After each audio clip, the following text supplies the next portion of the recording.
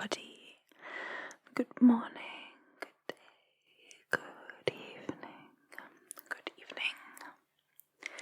Hello, my sweet bees and my angels, and not forgetting my ducklings.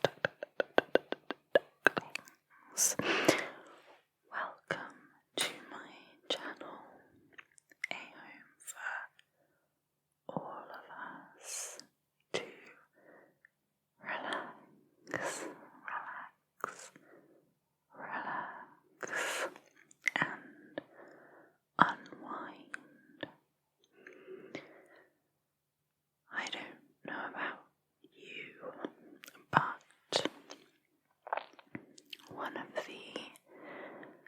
one of my fondest memories growing up was when my mother used to read me bedtime stories at night, or just read to me in general. Now, of course, it doesn't have to be somebody like your mother, but maybe somebody read to you as a child, or when you were growing up, and it felt relaxing and comforting.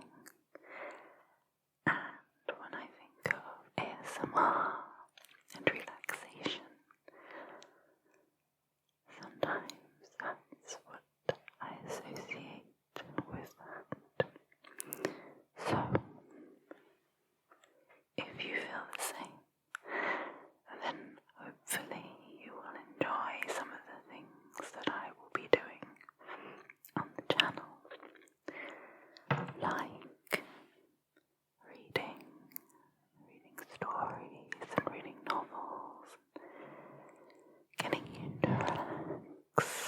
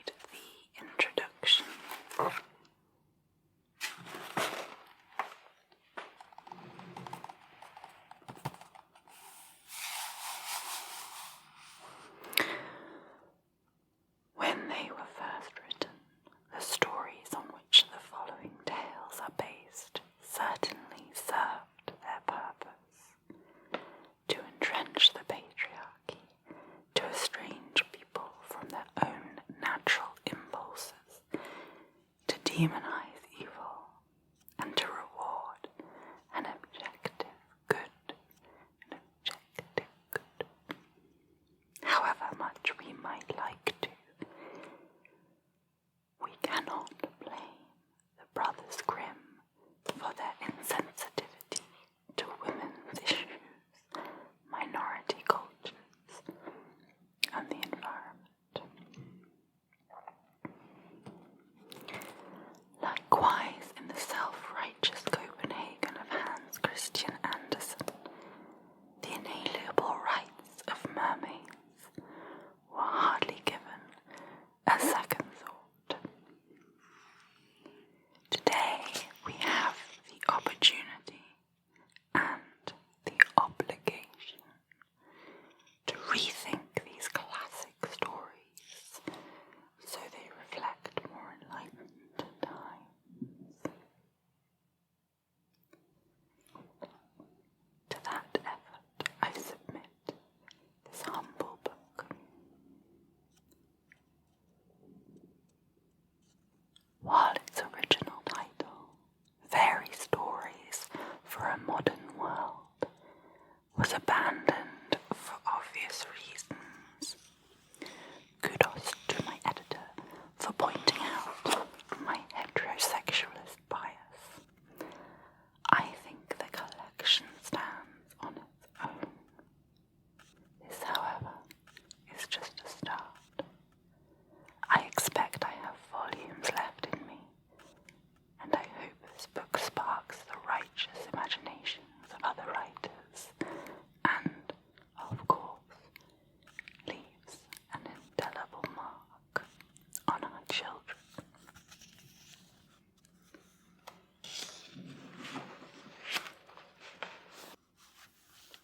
So the first story is Little Red Riding Hood.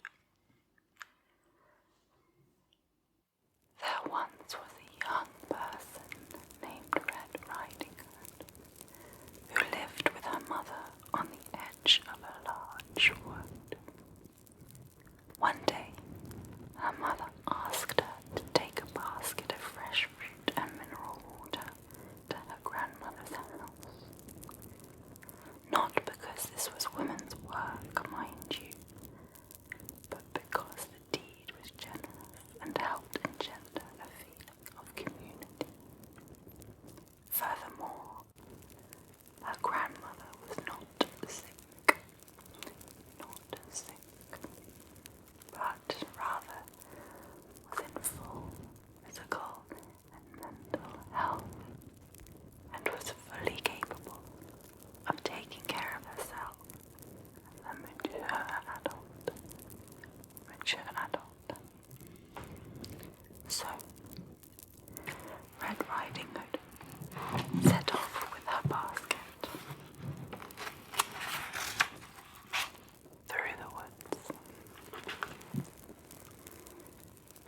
Many people believed that the forest was a foreboding and dangerous place and never set foot in it.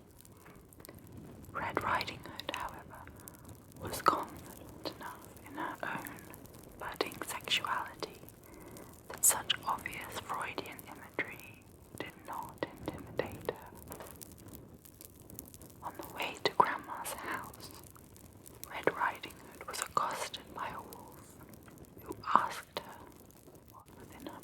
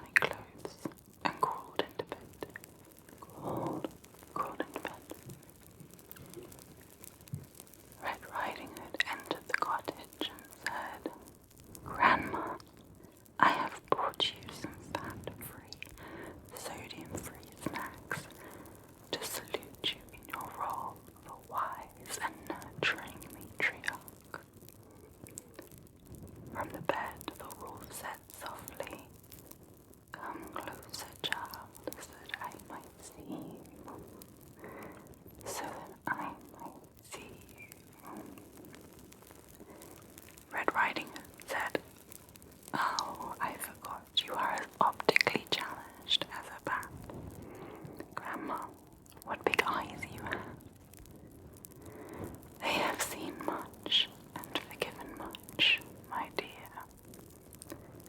Grandma, what a big nose you have. Only relatively, of course, and certainly attractive in its own way. It has smelled much and forgiven much, my dear. Grandma, what big teeth you have.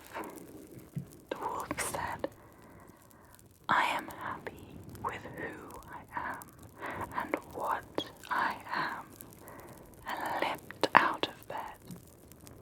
He grabbed Red Riding Hood in his claws, intent on devouring her. Red Riding Hood screamed, not out of alarm at the wolf's apparent tendency towards cross-dressing, but because of his willful invasion of her personal space.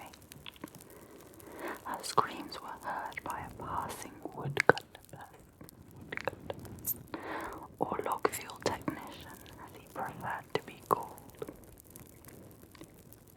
When he burst into the cottage, he saw the meeting and tried to intervene.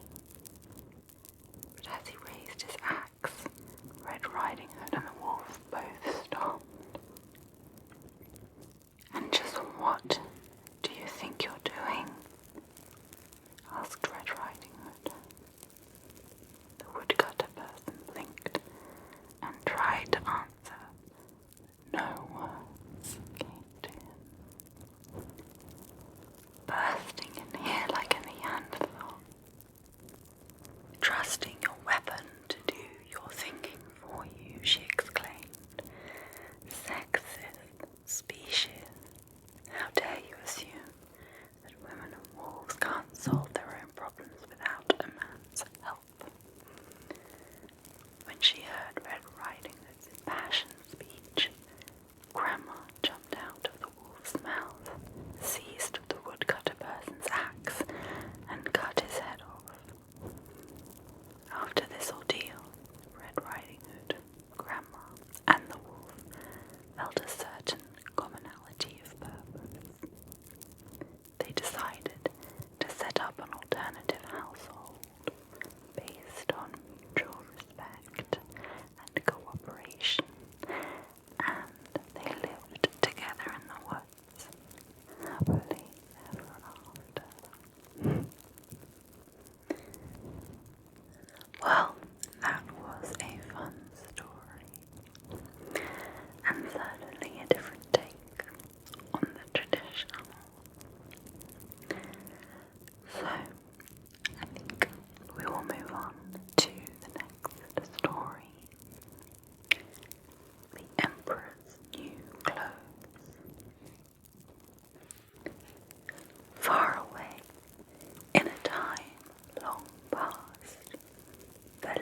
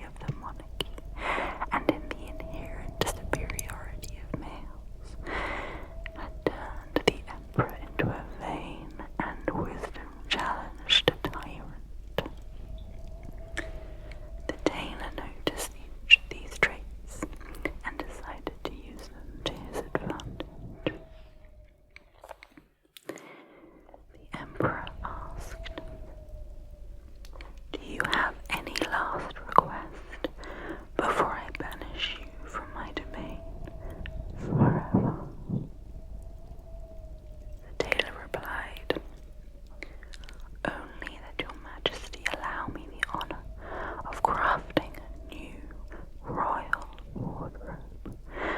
For I have brought with me a special fabric that is so rare and fine that it can be seen only by certain people, the type of people you'd wanted to have in your realm.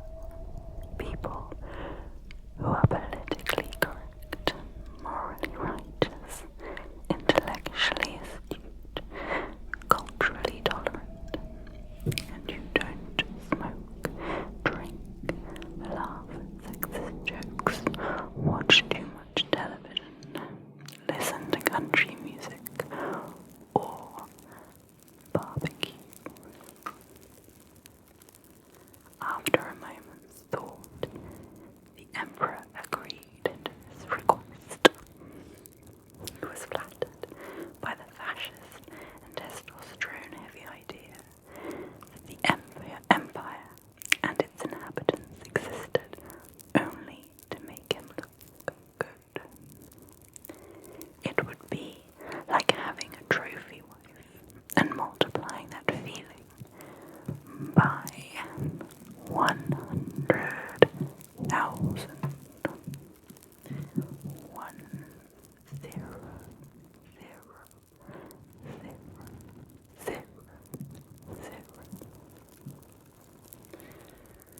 Of course, no such rarefied fabric existed. Years of living outside the bounds of normal society had forced the tailor to develop his own moral code that obliged him to swindle and embarrass the emperor in the name of independent craftspeople everywhere. So, as he diligently labored, he was able to convince the emperor that he was cutting and sewing pieces of fabric that, in the strictest objective sense of reality, didn't exist. When the tailor announced that he was finished, the emperor looked at his new robes in the mirror. As he stood there, naked as the day he was born, one could see how years of exploiting the peasantry had turned his body into an ugly mass of puffy white flesh. The emperor, of course, saw this too, but pretended that he could see the beautiful, politically correct robes. To show off his new splendor, he ordered a parade to be held the next day. On the following morning, his subjects lined the street for the big parade. Word had spread about the emperor's new clothes that only enlightened people with healthy lifestyles could see, and everyone was determined to be more right-minded than his or her neighbor.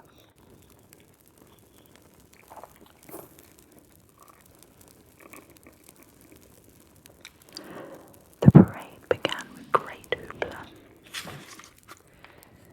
As the emperor marched his pale, bloated, patriarchal carcass down the street,